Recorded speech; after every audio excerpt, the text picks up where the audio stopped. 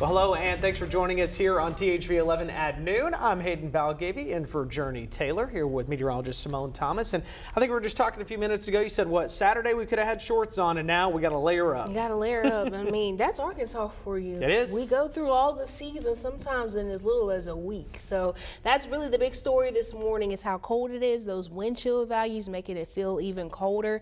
39 right now in the capital city, feeling like 33. 40 in Hot Springs, feeling like 34. That's pretty much the trend across all of central Arkansas you see, but we do have a few isolated showers out there as well across portions of central Arkansas. Southern portions of Garland and Saline County have been picking up a little rain, as well as southern portions of Pulaski County. Just to our south, some of Hot Spring, Grant, and even Jefferson County picking up on a little bit of rain. Likely Pine Bluff just finished seeing a shower. It's starting to move east of the city, but the big story through this evening is going to be that winter weather advisory in effect for some of northern north central Arkansas. Ice accumulation up to 1/10 of an inch as expected. We'll have more details on that as well as the rest of the week in that 7-day outlook.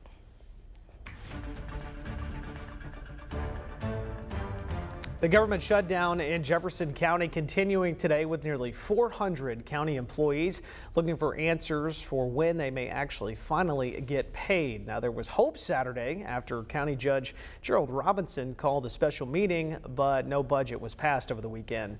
Only 4 justices of the peace showed up, with 7 needed to pass a budget. And with no vote, Judge Robinson used the time to show compromises he says that he's made to the budget, including cutting nearly $700,000 from his own office, plus increasing funding for the Sheriff's Office and Juvenile Justice Center, along with many county offices. Also, Senate Bill 182, the bill that would require cities and counties to use last year's budget if they enter a new year without one, is up for a vote in the House after it passed in the Senate last week.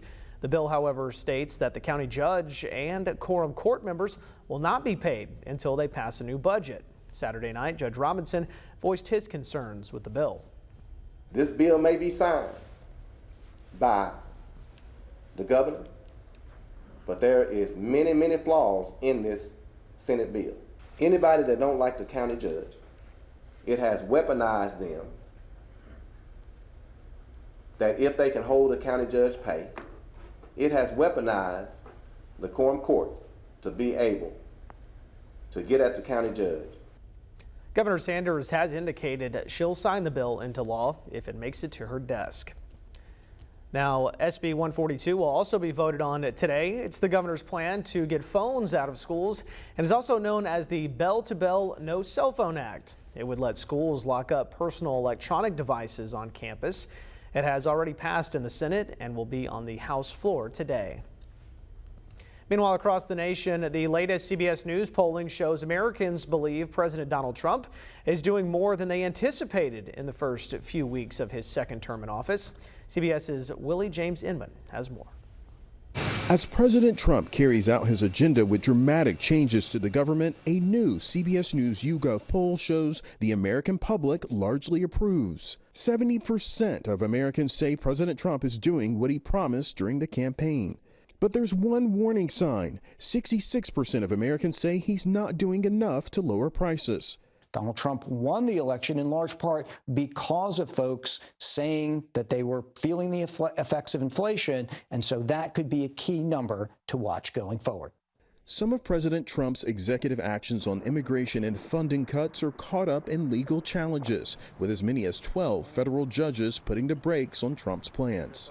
Polling shows Americans are largely divided politically over the Department of Government Efficiency's efforts to audit and cut spending. Elon Musk and Doge are scrutinizing the expenses of at least 7 federal agencies, and the president warned there's more to come. I'm going to tell him very soon, like maybe in 24 hours, to go check the Department of Education. He's going to find the same thing. Then I'm going to go to the military. Let's check the military. Speaker Mike Johnson says he supports the president's move. So having an independent audit again, having access to the files to dig this stuff out is a good thing for the country, and we support it. Democrats have been fierce in their opposition, but are largely relying on court challenges in a fight against the administration. We will look at every single tool in our toolbox, as we've done this last week, to make sure that we stop him from hurting people. The Senate is expected to discuss a complicated reconciliation bill later this week, largely focused on border security. But Speaker Johnson, who you just heard from, says the House will release their own proposal. The two sides also have a March 14th government funding deadline to tackle as well. Moving now to a crime alert as the Hot Spring County Sheriff is back behind bars. Jail records now show Sheriff Scott Finkbeiner remains locked up in the neighboring Saline County Detention Center after being arrested by U.S. Marshals on Friday. We've reached out to federal authorities to learn more, but we do know Finkbeiner is currently awaiting trial on federal charges of coercing an informant to take drugs and perform sexual acts. He still remains the sheriff in Hot Spring County, but has given up most of his duties. A campus police officer at Arkansas Tech in Russellville is now also in trouble with the law, facing child pornography charges. State troopers arrested Aaron Marty Duvall, who most recently was one of the school's public safety officers. Now, a statement from the university confirms Duvall was charged with possessing child sexual abuse material, and Pope County jail records show he is now free after posting a $3,500 bond. Duvall has been placed on administrative leave from the university pending the outcome of the case. 12:07 this afternoon, Saturday, 50 Black-owned businesses gathered together under one roof to celebrate Black History Month. It was the first annual expo to celebrate the holiday at the Maumelle Event Center. The event filled with music, shopping, food, and so much more, making it the best destination stop for family, fun, and community. I just think it's really important for us to come together as a community, especially with everything that's going on in the world today. So this is what this event is all about. And if you missed it but want to find ways to get involved in different Black History Month celebrations in Little Rock, you can visit our website, thv11.com. Well, Saturday, Home for Healing held a special prayer vigil for Ben Horton, the young man who suffered a severe traumatic brain injury in January while duck hunting. Now, they say that they hope the vigil shows Ben's family that they have a place to stay, and they not only have a community, but people from all walks of life that are praying for them. Ben's father, Greg, says he is overwhelmed by all the people that have supported his family during this difficult time. We're just in awe of the support we've received. It's supernatural. Yeah, I can't say enough about Home for the Healing. We didn't know places like this exist. You know, when we get through this, I'm going to do what I can for them. You know, pay it back. Horton also tells us that Ben has made progress and is now gaining pupil response in both of his eyes. He also says he is thankful for the 23,000 people that have joined Ben's Army. It's a Facebook group supporting Ben's healing journey.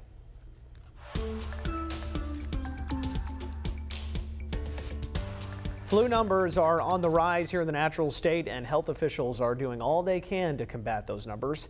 THV11's Maya Ellison shares more on what they're saying you can do to keep your family safe.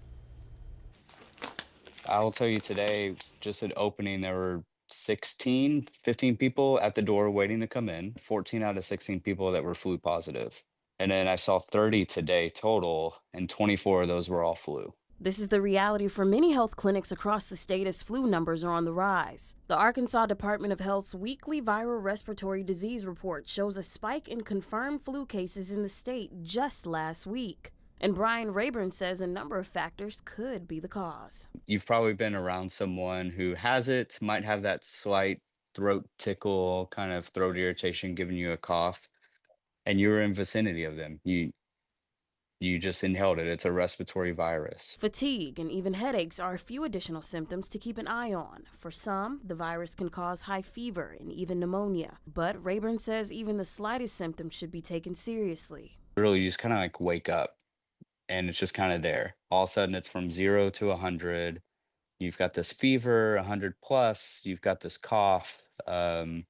the muscle aches and chills, those are all the symptoms that it's time to go check. It can even pose a higher risk for infants or even those with chronic diseases. Between January 26 and February 1st, ADH reported 9 flu-related deaths and over 2,400 positive flu cases. At the beginning of the year, the state only saw 341 confirmed flu cases, but 0 deaths. With the spike in cases, officials suggest a number of remedies to help combat the virus. So having something like a vaccine that's already on board is just going to prevent this from progressing and getting worse. It doesn't mean you're not going to get it, though.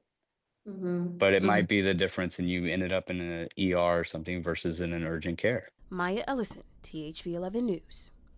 Rayburn also suggests antibiotics, wearing a mask, and staying hydrated to help prevent symptoms from getting worse and to look out for those around you as well.